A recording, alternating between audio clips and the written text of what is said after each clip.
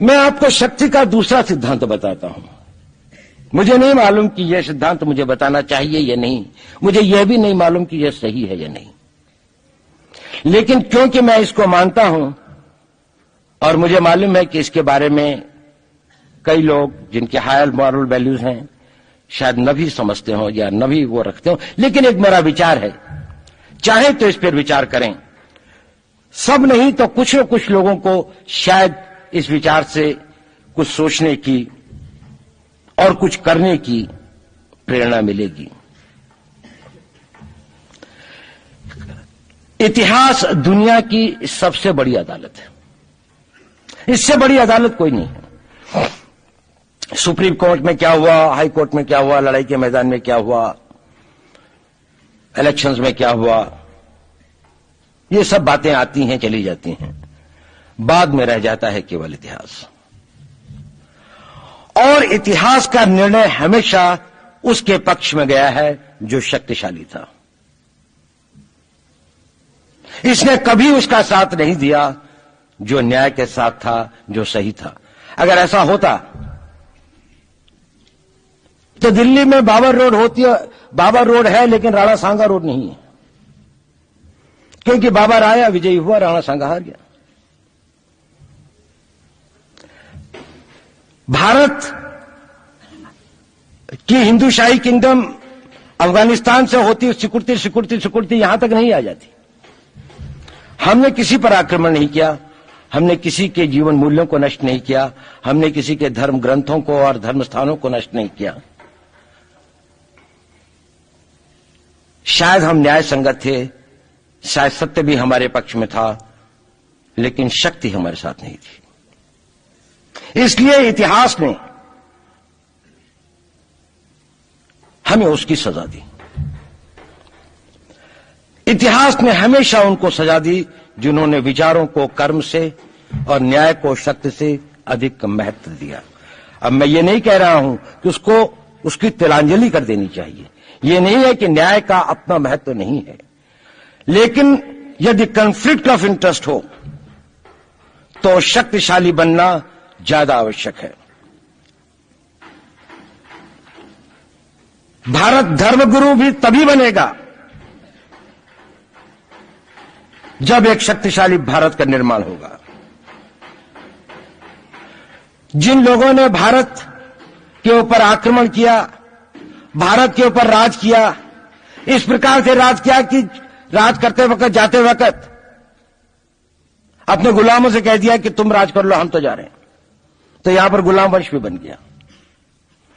अगर हम लड़ाई के वॉरफेयर के उसूलों से देखें कि किसी भी राष्ट्र की जो कॉम्प्रिहेंसिव स्टेट पावर होती है, किन चीजों से वो लड़ाई लड़ता है, जिसको हम कहते हैं कि ये शक्तिशाली है, दूसरा शक्तिशाली नहीं है, क्या वो अव्यय होते हैं उसके, क्या घटक होते हैं उसके। तो भारत के पास जनशक्ति, धन शक्ति, ज्ञान की शक्ति, टेक्नोलॉजी की शक्ति, और जिन लोगों ने आक्रमण किया उनकी शक्ति को अगर हम ये देखें तो शायद 1 और 1000 का अनुपात भी नहीं होता।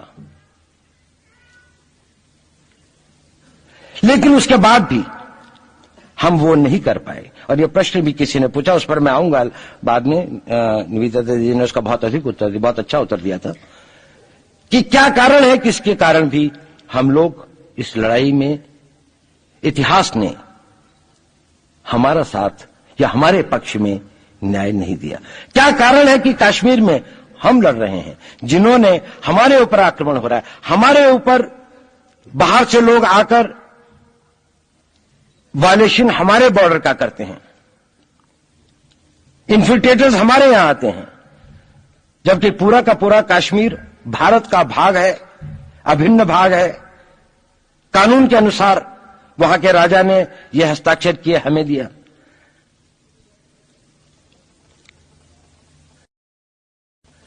क्या कारण है कि करोड़ों की संख्या में बांग्लादेश से लोग भारत में आते हैं, हम बाड़ लगाते हैं, वो लोग वहां से मना करते हैं कि आप हमारे आदमियों को आने दीजिए, और हम कुछ नहीं कर पाते। और भारत में 2 करोड़ नागरिक रहते हैं। हम हर एयरपोर्ट के ऊपर में इमिग्रेशन की चेक पोस्ट लगाते हैं कि कहीं पर कोई एक आदमी बिना पासपोर्ट के या बिना वीजा के भारत में प्रवेश न कर जाए। यहां पर लाखों की संख्या में, करोड़ों की संख्या में लोग आते हैं। सुप्रीम कोर्ट भी ये वो करता है कि जिन लोगों ने जो इसके लिए जिम्मेदार हैं, उन्होंने जो काम किया है वो भारत के ऊपर आक्रमण के बराबर काम किया है। और वही सरकार उस सुप्रीम कोर्ट के 25 जुलाई 2005 के निर्णय के 3 दिन के अंदर में एक नया अध्यादेश जारी करके उन सारे के सारे कानूनों को फॉरेनर्स एक्ट के अंदर में इनकॉर्पोरेट कर लेती है, क्योंकि जो वो IMDT एक्ट था उसको सुप्रीम कोर्ट ने नल एंड वॉइड कर दिया। ये सब बातें हमें सोचने और समझने की आवश्यकता है। एक कारण, मैं ज्यादा चीजों में नहीं जाना चाहता, इतना समय भी नहीं होगा, कि भारत विदेशों से इतना नहीं हारा। अंग्रेजों ने भारत के खिलाफ कोई लड़ाई ऐसी नहीं जीती जिसमें कि अंग्रेजों की फौज में भारतीय सिपाही नहीं थे। चाहे वह पहले बंगाल नेटिव आर्मी थी, 1857 के अंदर में सिखों और गुरखास ने उनका साथ दिया। जब सिखों से लड़ाई हो रही थी तो बाकी लोगों ने उनका साथ दिया। हमेशा नेटिव आर्मी उनके साथ थी। जब जब आक्रमण वेस्ट से हुआ, चाहे वो पार्थियंस थे, चाहे हून थे, चाहे मंगोल आए, बाद में मुगल आए, तो लश्कर कहां बने? वो तो थोड़े से लोग आए थे। लश्कर बने काबुल में, जिस वक्त वो इस्लामाइज भी नहीं हुआ था, लाहौर में, सरहंद में। हिंदुस्तानियों को हराया है तो हमेशा हिंदुस्तान के लोगों ने साथ नहीं दिया देश का। और दर्द है तो केवल इसी बात का।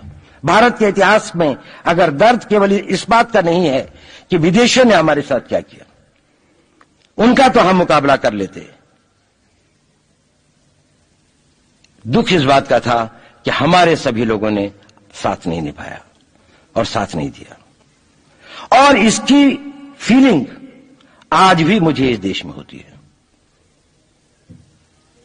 और भारत को आंतरिक बाह्य शक्तियों से जो सबसे बड़ा खतरा है, वो खतरा इस बात का है कि हमारे अपने लोग ही